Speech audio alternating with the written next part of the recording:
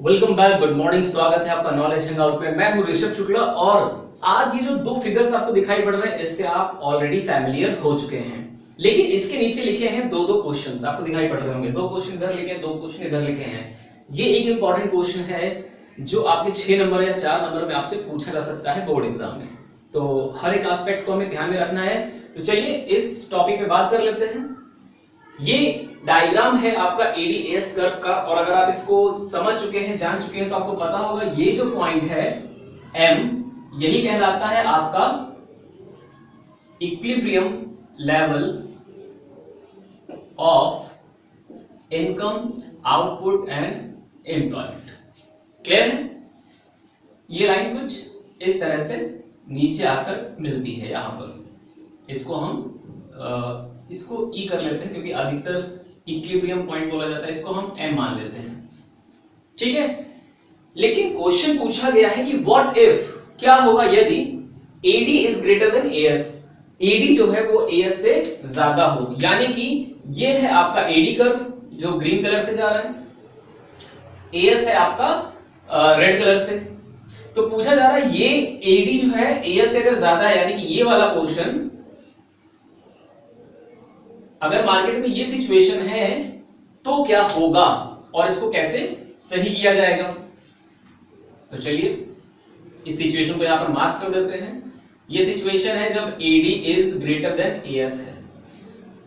तो देखिए बहुत सिंपल सा चीज है, इसमें बिल्कुल परेशान मत होइएगा। D स्टैंड्स फॉर डिमांड, यानी कि AD जो है एग्रीगेट डिमांड है, तो ये लाइन जो है वो डिमांड की है। तो मैं यहां पर लिख दे रहा हूं आपको समझाने के लिए। ये लाइन आपकी सप्लाई की है। मार्केट में जब डिमांड ज्यादा होगी और सप्लाई कम होगी तो क्या होगा? कुछ खास नहीं। बीइंग अ प्रोड्यूसर आप क्या करेंगे, ज्यादा से ज्यादा प्रोडक्शन करना चालू करेंगे और उस डिमांड को सेटिस्फाई करने की कोशिश करेंगे। इन शॉर्ट, द प्रोड्यूसर और the industry will deploy all of its resources and factor of production to complete the demand और to satisfy the demand of the market. ये काम होगा इस केस में जब AD is greater than AS है। लेकिन क्या होगा अगर AS is greater than AD हो, यानी कि सप्लाई ज्यादा हो और डिमांड कम हो। यानी कि अब हम किस पोर्शन की बात कर रहे हैं? इस पोर्शन की बात कर रहे हैं। चलिए इस सिचुएशन में भी इस सिचुएशन को मार्क कर देते हैं। इस केस में भी यहां पर AS is greater than AD है, यानी कि सप्लाई ज्यादा है, डिमांड कम है। तो बहुत प्रैक्टिकली सोचिए, आप प्रोड्यूसर हैं, आपने रेगुलर बेसिस पर प्रोडक्शन चालू रखा, आपकी सप्लाई प्रॉपर थी, लेकिन मार्केट में डिमांड नहीं थी। जब डिमांड नहीं होगी तो आपका प्रोडक्ट बिका नहीं, और जब प्रोडक्ट बिका नहीं तो क्या हुआ? आपके पास एक अनवांटेड या अननेसेसरी इन्वेंटरी स्टॉक क्रिएट होता चला जा रहा है। हो रहा है ना, क्योंकि सामान तो बिक नहीं रहा और इधर से लगातार प्रोडक्शन जारी है। तो बीच में जो गोडाउन है, जो आपका क्या कह सकते हैं वेयर हाउस है, वहां पर सामान की एक इन्वेंटरी क्रिएट होती चली जा रही है जो कि अनवांटेड है, अनविलिंगनेस है उस इन्वेंटरी की, अनविलिंगली वो क्रिएट होती चली जा रही है। तो क्या होगा? उस सिचुएशन को कैसे काउंटर करेंगे? उस सिचुएशन में भी कुछ खास नहीं करना है। क्या करना है? प्रोड्यूसर क्या करेगा, अपना जो लेवल ऑफ प्रोडक्शन है उसको धीरे धीरे नीचे लेकर आएगा। जब धीरे धीरे नीचे लेकर आएगा तो क्या होगा, समझिए बात को। Let's say here it is factory, ठीक, ये आपका वेयर हाउस है, ये आपकी मार्केट है। अब ये क्या करेगा, अपने प्रोडक्शन लेवल को धीरे धीरे नीचे की तरफ लाएगा और यहां पर रेगुलर बेसिस पे धीरे धीरे स्लो डाउन मोशन में अपना सामान बिकता रहेगा। तो क्या होगा, यहां पर जो स्टॉक यहां तक भरा हुआ था ना, अब वो धीरे धीरे कम होता नजर आएगा लोगों को। और एक टाइम ऐसा आएगा जब ये चीज एकदम बराबर हो जाएगी, उतना ही स्टॉक मार्केट में होगा जितना कि रिक्वायर्ड था। तो क्या होगा, जैसे AS is greater than AD होगा, प्रोड्यूसर क्या करेंगे, अपना प्रोडक्शन लेवल कम कर देंगे, या जो डिप्लॉयड रिसोर्सेज थे, जो ऑलरेडी काम कर रहे थे, उन रिसोर्सेज को डिपार्ट कर देंगे, अलग कर देंगे और प्रोडक्शन को लोअर लेवल पर लेके जाएंगे, ताकि जो अननेसेसरी, अनवांटेड, अनविलिंगली जो इन्वेंटरी क्रिएट हुई थी वो रिड्यूस हो जाए। और जब वो रिड्यूस हो जाएगी तो हमें फिर से कौन सी सिचुएशन मिल जाएगी? E, जहां पर AD इज इक्वल टू क्या हो जाएगा? AS। और यही क्या है? इक्विलिब्रियम पॉइंट होता है। चलिए ये तो बात हो गई AD/AS केस में। ये S एंड I के अप्रोच में भी यही चीज सामने नजर आती है। ये पॉइंट है आपका E और ई पॉइंट क्या होता है, equilibrium level of YOE। Clear? यहां पर होता है S is equal to I। लेकिन क्वेश्चन है कि what if I is greater than S, यानी कि हम किस सिचुएशन की बात कर रहे हैं, किस पोर्शन की बात कर रहे हैं, हम बात कर रहे हैं इस पोर्शन की।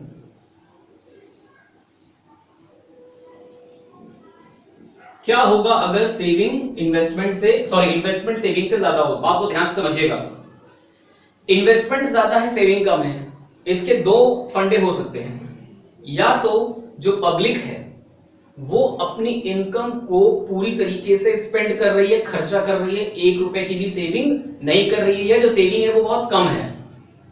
पहला केस बनता है। दूसरा केस हो सकता है कि आदमी की आमदनी ही उतनी हो रही है कि वो सिर्फ खर्चा कर पाए, सेव ना कर पाए। दो केस हो सकते हैं ना। तो दोनों केस में क्या है, आई ज्यादा है, एस कम है, यानी कि मार्केट में डिमांड ज्यादा है और सेविंग कम है। तो भैया डिमांड ज्यादा है तो क्या होगा, फिर से वही सिचुएशन है। यहां पर देखिए, यहां पर क्या है, I is greater then S, यानी कि डिमांड ज्यादा है और सप्लाई कम है। तो प्रोड्यूसर क्या करेंगे, ज्यादा से ज्यादा अपने फैक्टर ऑफ प्रोडक्शन को डिप्लॉय करेंगे और लेवल ऑफ प्रोडक्शन को ऊपर लेके जाएंगे, ताकि एस और आई यानी कि डिमांड और सप्लाई आपस में इंटरसेक्ट कर सके, मिल सके आपस में। क्लियर? तो ये सिनेरियो हो गया। अब बात करते हैं दूसरा, what if S is greater than I.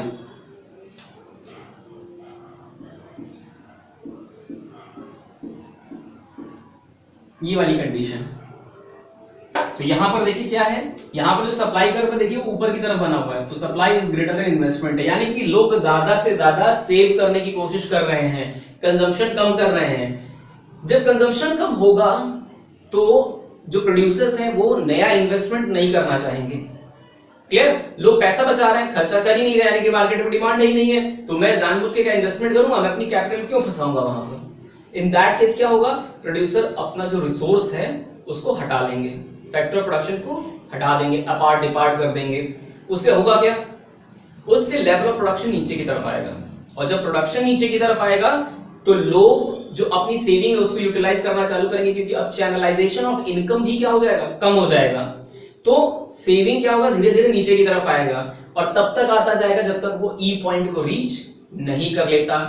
Clear? तो दोनों में आंसर लगभग एक जैसे हैं, आप अप्रोच चाहे तो बदल सकते हैं। क्लियर? और दोनों में भी अगर आंसर आप सेम लगते हैं, क्योंकि कॉन्सेप्ट एक ही है, यहां पर तीनों चीजें एक ही जैसी हैं, तो आप कॉन्सेप्ट कोई भी यूज कर सकते हैं, आंसर आपका बिल्कुल 100% सही होगा, कहीं भी कोई गलती नहीं है।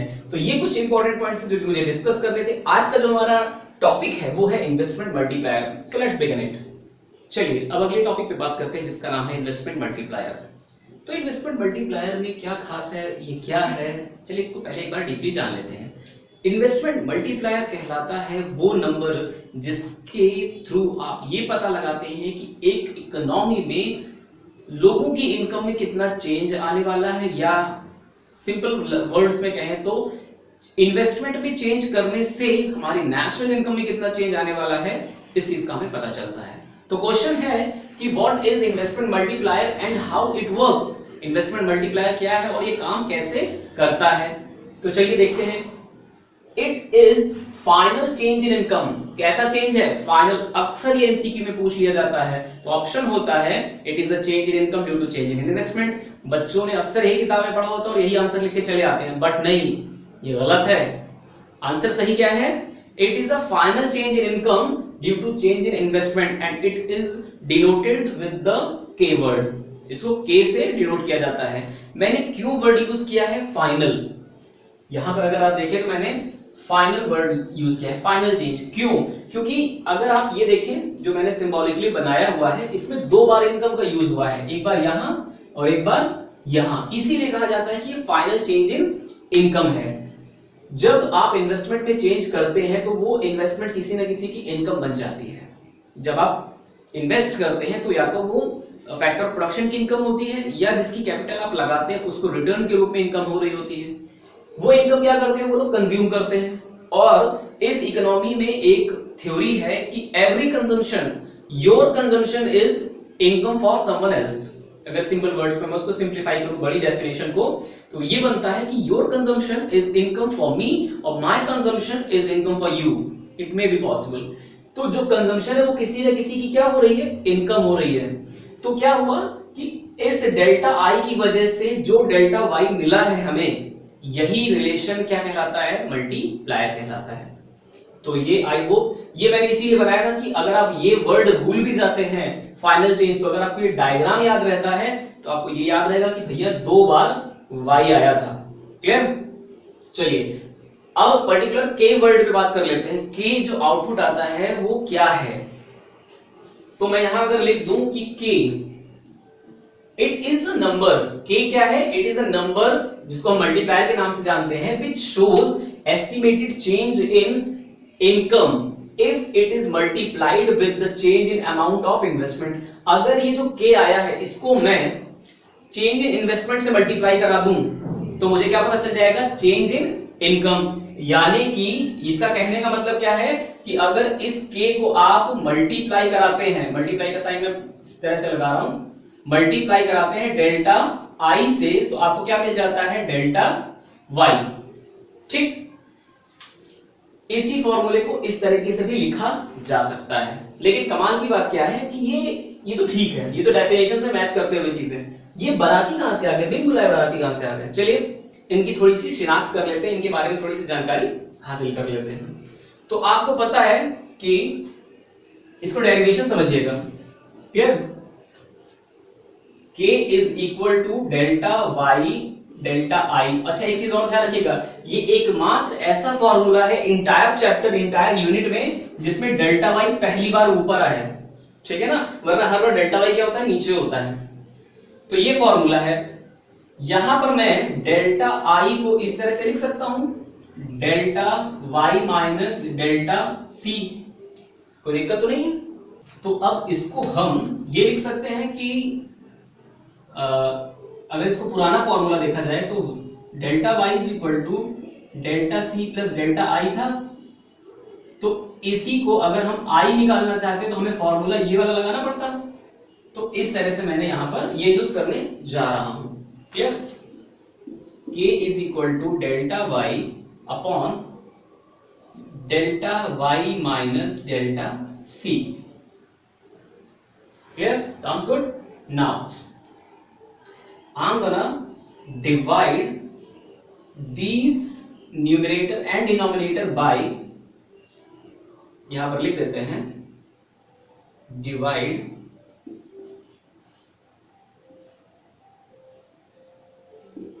RHS by delta y।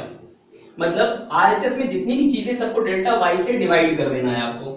तो क्या निकल कर आएगा, k इज इक्वल टू, ये y की पूंछ बहुत लंबी हो गई थी, delta y divided by delta y upon, देखिए इस वाले को डेल्टा y लगाया है, delta y upon delta y minus delta c by delta y। Clear है? अब इसके बाद क्या होगा, देखिए ये तो क्रॉस हो जाएगा ना, डेल्टा y कट गया, आया 1, ये कट गया, ये आया 1। तो चलिए देखते हैं बचा क्या, k is equal to 1 upon 1 minus delta c upon delta y। अब आपको याद होगा कि delta c upon delta y किसका फॉर्मूला होता है, MPC का फॉर्मूला होता है। याद आया? तो अब हम ये लिख सकते हैं कि k is equal to 1 upon 1 minus MPC, ये वाला फॉर्मूला आ गया। अब देखिए नेक्स्ट स्टेप में 1 minus MPC is equal to MPS। Am I right? तो अब मुझे क्या करना है, इस वैल्यू को रिप्लेस कर देना है। तो आंसर क्या आएगा, k is equal to 1 upon MPS। आ गया ये वाला, था ना आसान डेरिवेशन? कुछ नहीं है, बस प्रेजेंस ऑफ माइंड का खेल है। जो भी थोड़ा सा ट्रिक था वो था यहां पर, बस और कुछ नहीं। क्लियर? तो आई होप आपको ये सारी चीजें समझ में आई होंगी। क्लियर? अब बात आती है इसकी टेबल बनने पर। तो टेबल जो बनती है इसकी, अगर आपने मेरा वो वाला वीडियो देखा होगा मनी एंड बैंकिंग वाला, तो उसमें क्रेडिट क्रिएशन एक टॉपिक था। जिस तरह से क्रेडिट क्रिएशन में टेबल बनती है, ठीक उसी तरीके से इन्वेस्टमेंट मल्टीप्लायर में भी टेबल बनती है। और मैंने उस वीडियो में भी कहा था कि आने वाले चैप्टर में आपको ये कॉन्सेप्ट की जरूरत पड़ेगी। तो अगर आपको ये चीज समझ में आ गया तो आप करते हैं इसको रफ और बनाते हैं टेबल इन्वेस्टमेंट मल्टीप्लायर की। तो ये रही वो टेबल जिसमें हम इन्वेस्टमेंट मल्टीप्लायर का प्रोसीजर या प्रोसेस बनाने वाले हैं। तो देखिए यहाँ पर एक इंफॉर्मेशन, एक एजम्पशन गिवन है, क्योंकि कोई भी काम बिना एजम्पशंस के इस इकोनॉमी में नहीं हो सकता है। तो it is assumed that MPC is 0.5, ideal condition है, and change in investment is ₹240 crore. तो अब सबसे पहले क्या निकालना है आपको? के निकालना है। के का फॉर्मूला 1/1 माइनस एमपीसी, क्लियर? तो के इज इक्वल टू 1/, यहां पर वैल्यू क्या आएगी? 1 minus 0.5, that will result 1/0.5। It means कि अब आपको क्या करना है, देखिए k कितना आ रहा है आपका? 1/0.5, दैट मींस 2, क्लियर? 2 होगा ना, जब आप ये पॉइंट हटाएंगे तो 0 पर जाएगा, 5 × 10, 2 आ गया। यानी कि k कितना है? 2। अगर आपको पिछली डेफिनेशन याद हो तो मैंने उसमें बताया था कि k जो है, k एक ऐसी वैल्यू है, अगर उसको चेंज इन इन्वेस्टमेंट से मल्टीप्लाई किया जाए तो ये पता चल जाएगा कि चेंज इन इनकम कितनी होने वाली है। तो चलिए चेंज इन इनकम निकाल लेते हैं, यानी कि डेल्टा y निकाल लेते हैं। तो delta y is equal to k multiply with delta i। तो ठीक है, फॉर्मूला क्या है इसका? डेल्टा y अपनी जगह रहेगा, वैल्यू है k की वैल्यू 2 और इसकी वैल्यू है 240। तो आंसर आएगा, चेंज इन इनकम कितना होने वाला है? 480 करोड़ रुपए, क्लियर? इतने का चेंज होगा। इसका मतलब ये है कि ये टेबल तब तक बनेगी जब तक इनकम वाले स्लॉट में 480 करोड़ रुपए नहीं दिखने लगते। यही हम करते थे ना मनी क्रिएशन में, यानी क्रेडिट क्रिएशन में। चलिए स्टार्ट करते हैं। अब आपको पता है कि चेंज इन इन्वेस्टमेंट है ₹240, यहां लिख लेते हैं रुपीस, ताकि बार बार हमें लिखना ना पड़े यहां पर, क्लियर? ये भी रुपीस में है, it is also in rupees, clear? तो चेंज इन इनकम कितनी होगी? 240। एमपीसी यानी कि इसका आधा खर्च हो जाएगा, यानी कि कितना? 120 करोड़। और 120 करोड़ की क्या हो जाएगी? सेविंग। अब सेविंग से तो मतलब नहीं है, कंजम्पशन वापस क्या बन जाएगा? देखिए कंजम्पशन क्या बन रहा है? किसी की इनकम बन रहा है, तो यानी कि 120 करोड़ रुपया यहाँ आ जाएगा। फिर 120 करोड़ का क्या होगा? आधा, यानी कि 60 करोड़ इधर और 60 करोड़ इधर। सेविंग को छोड़ दीजिए। फिर ये क्या होगा? कंजम्पशन किसी की इनकम बनेगा 60 करोड़, और ये 60 करोड़ का क्या होगा? 30। अगेन इस 30 का क्या होगा? ये किसी की इनकम बनेगी, और 15। अगेन ये क्या होगा? किसी की इनकम बनेगी, ठीक है? और यहां पर क्या आएगा? 7.5 and it will go on till we will reach 480 rupees। Clear? समझ में आ रहा है? तो इस तरह से बनता है आपका इन्वेस्टमेंट मल्टीप्लायर की टेबल। तो आई होप आपको इन्वेस्टमेंट मल्टीप्लायर का कंप्लीट सेक्शन समझ में आया होगा। अगर समझ में आया है तो ये टाइम ऐसा है जिसमें आपको अपने साथ साथ अपने फ्रेंड्स को भी साथ लेके चलना है। तो जो लोग इस वीडियो को नहीं देख पा रहे हैं या उन तक ये वीडियो नहीं पहुंच रहा है, try to share this video as much as you can and stay with Knowledge Hangout. Have a nice day. God bless you.